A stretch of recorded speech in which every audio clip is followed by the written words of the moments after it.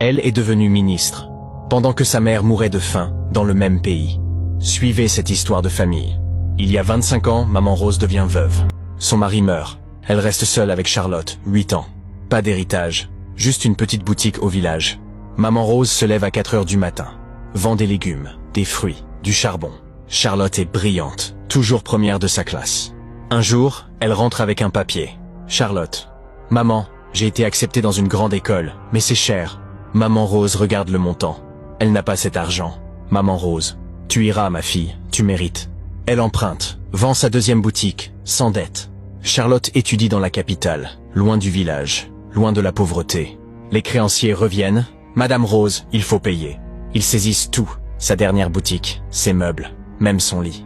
Elle dort sur une natte, dans une case fissurée.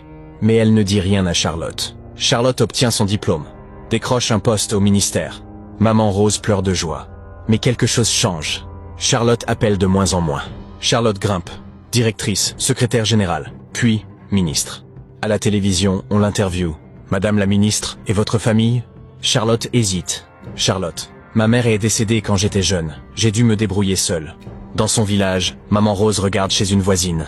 Elle entend sa fille dire qu'elle est morte. Les larmes coulent. Sa fille a honte d'elle. Celle-ci a oublié que la famille est sacrée. Elle a oublié que la famille, c'est la racine.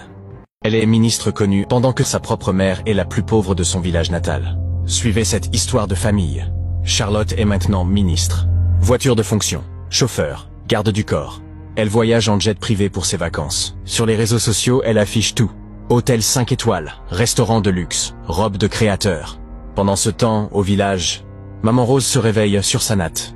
Le toit coule. Elle place un seau sous la fuite. Elle sort mendier un peu de nourriture. Les voisines chuchotent.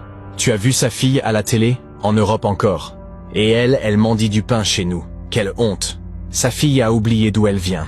Maman Rose baisse la tête, continue son chemin. Un soir, elle se décide. Elle emprunte le téléphone d'un voisin. Compose le numéro de Charlotte. Ça sonne, 1 fois, 2 fois, 3 fois. Enfin, quelqu'un décroche. Secrétaire. Cabinet de Madame la Ministre. J'écoute. Maman Rose. Bonjour. Je voudrais parler à Charlotte. Madame la Ministre.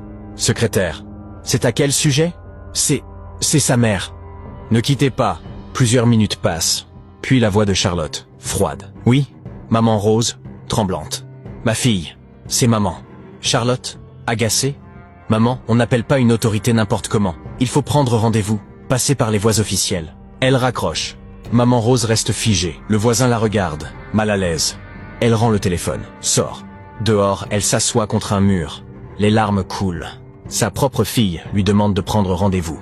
Comme si elle était une étrangère. Charlotte a oublié que la famille c'est sacré. Elle a oublié que la famille c'est la racine.